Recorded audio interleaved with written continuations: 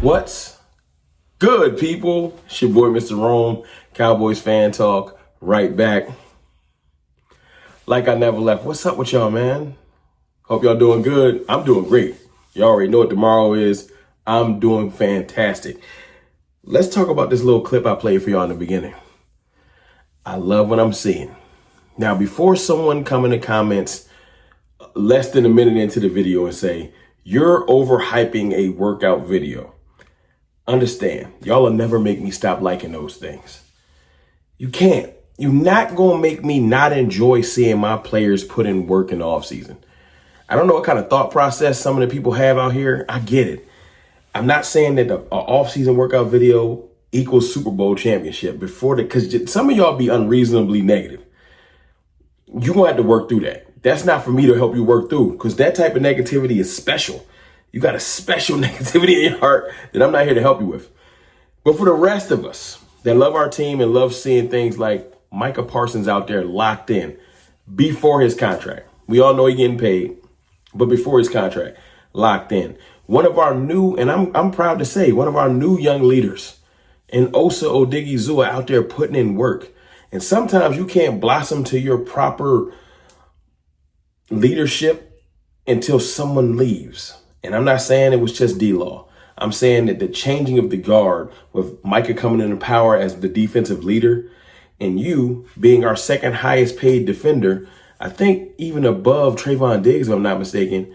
Yeah, your level of importance has shot up. Osa, you right up there. So yeah, when you get paid that type of money, leadership comes with that bag. And I like to see him out there putting in work. I also like to see Solomon out there, our other lineman that we got. And I like to see Dante Fowler out there. They putting in work. Them boys locked in. It's a good thing to see that. Putting in work. Now, I know they're professional athletes and everybody's going to say, yo, what do you expect them to do? Well, everybody ain't putting in work. Some off seasons, Micah Parsons is overseas. He's doing other things. But the one thing I've noticed about Micah Parsons that most people don't is that he's locked in. He's locked in majority of the time. Some people get mad at him about his podcast. I don't care about his podcast. I have no problems with it. Do your thing. What do you think this is? I got me, regular, average, everyday person with a job, with a 9-to-5, with a career. I have a podcast, or you can call it a YouTube channel, whatever you want to call it. So why can't Micah Parsons? He trained almost 24/7. He can't turn on a ring like I can. I'm pretty sure his setup is way better than a ring light. But y'all get my point. I don't think that's holding him back. But it's good to see him go out there, put in work. It's good to see all of our defensive line putting in work, locked in. The difference is, though, this is the one thing that stands out to me, and this is another thing that's special to me. They're doing it together. Y'all see CeeDee Lamb out there training. Now, I ain't got no problem with CeeDee Lamb training by himself. CeeDee Lamb is a multi-time All-Pro, top 3 receiver in the game, and he ain't 3. That's what I love to say. He ain't 3. So he working out by himself, probably getting more work by himself than he could with the team. But I'm not going to ignore the fact that our defensive line in the month of April, post organized team activities, things like that, getting in some work together. Let's go get some work together. It creates camaraderie. It creates chemistry. Knowing how your brother's going to move and starting to understand where he's going to be. And, Osa and Micah got a chemistry. Solomon Thomas is new. You know what I'm saying? Dante Fowler got a chemistry with them too. But yeah, some of the young dogs getting out there and getting in the grind. It's a great thing to see. Great thing to see. A person I would have loved to have seen out there. I ain't see Mazi in the video. I went back and looked at it twice. I ain't see Mazi. I feel like Mazi should be out there. But I'm not here to cause negativity or pass judgment. I just feel like, and I don't know what he got going on in his personal life before. It could be anything. It is the off season.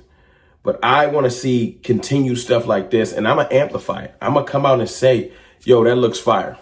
I'm not going to ignore it. I don't care how many people come in the comments and say this video means nothing. It means a lot. It means a lot.